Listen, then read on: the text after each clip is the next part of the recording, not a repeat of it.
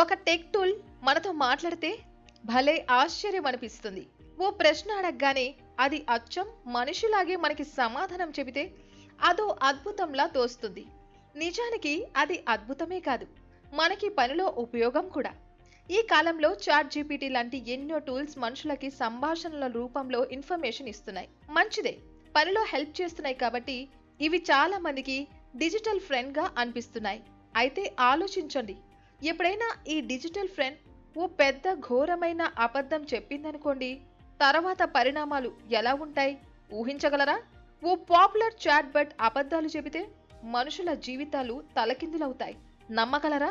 అదో పెద్ద విషయమా అని అనుకోకండి. చాట్ బట్ చెప్పే సమాచారంలో చిన్న అబద్ధమో పొరపాటో దొర్లితే పర్వాలేదు, కానీ సీరియస్ అబద్ధాలు దొర్లితే కొంప కొల్లేరవుతుంది.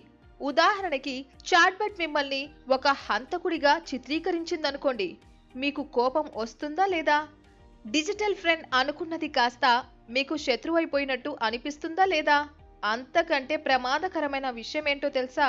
తెలుసో తెలియకో చాట్ జీపీటీ లాంటి ఓ చాట్బట్ మీ మీద ఓ బ్యాడ్ ముద్ర వేసినప్పుడు జనం అది నమ్మారనుకోండి, ఇక మీరు ప్రపంచానికి శత్రువైపోతారు.